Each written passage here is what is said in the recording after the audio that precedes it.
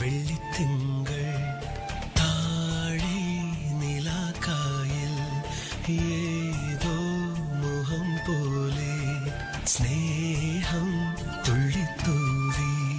തന്മാത്രയിൽ മികച്ച അവസരമാണ് ലഭിച്ചതെങ്കിലും 8 വർഷത്തിന് ശേഷമാണ് അർജുൻ ലാൽ വീണ്ടും വെള്ളിത്തിരയിലെത്തുന്നത്.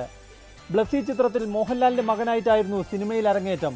അതിനാൽ തന്മാത്രയ്ക്ക് ശേഷം തേടിയെത്തിയ അവസരങ്ങൾ നിരവധിയാണ്. എങ്കിലും എന്തിനായിരുന്നു ഇത്ര നീണ്ട ഇടവേള എന്ന ചോദ്യത്തിന് അർജുൻ മറുപടി പറയും. വീണ്ടും ക്യാമറയ്ക്ക് മുമ്പിൽ ഇരിക്കുന്ന ഇപ്പോഴാണ് ആക്ച്വലി പറഞ്ഞത്. അതിനുശേഷം അങ്ങനെ ഒരു അവസരം ഉണ്ടാക്കിയിട്ടില്ല എന്നാണ് ലൈക്ക് ഐ ടോൾഡ് യു. അതിൻ്റെ ഒരു തന്മാത്രയുടെ ഒരു വിജയം കാരണമായിരിക്കും ഒരുപാട് നല്ല ഓഫറുകൾ ആ സമയത്ത് വന്നിരുന്നു. ബീങ് വെരി ഫ്രാങ്ക്, കുറച്ച് ബുദ്ധിമുട്ടായിരുന്നു ആദ്യം. ബിക്കോസ് അത് വിട്ട് കളയാന്ന് പറയുന്നത് കുറച്ച് ബുദ്ധിമുട്ടുള്ള സംഭവമാണ്. But I did it and I don't have regrets. കാരണം നല്ലൊരു ഡിസിഷനാണ് ഞാൻ എൻ്റെ ഫാമിലി എടുത്തതെന്ന് ഞാൻ വിശ്വസിക്കുന്നു. തന്മാത്ര നൽകിയ ലേബലാണ് ആശാ ബ്ലാക്കിൽ അവസരം തേടിയെത്താൻ കാരണം.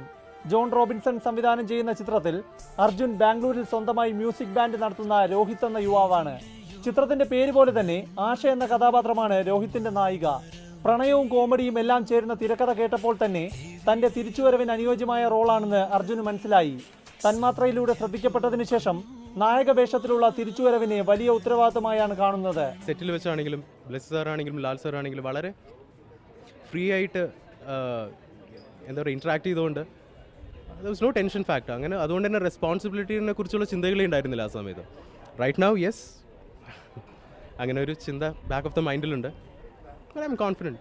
സിനിമ ഇപ്പോൾ അർജുന് ജീവിതാഭിലാഷമാണ്. എങ്കിലും സാവധാനം നീങ്ങിയാൽ മതിയെന്ന ചിന്തയിലാണ് ഈ ചെറുപ്പക്കാരൻ. നായകവേഷം മാത്രമേ ചെയ്യൂ എന്ന നിർബന്ധമൊന്നും അർജുനില്ല. എനിക്ക് ഈക്വലി ഇമ്പോർട്ടൻറ്റ് റോൾ ഭാഗ്യവശാൽ കിട്ടി.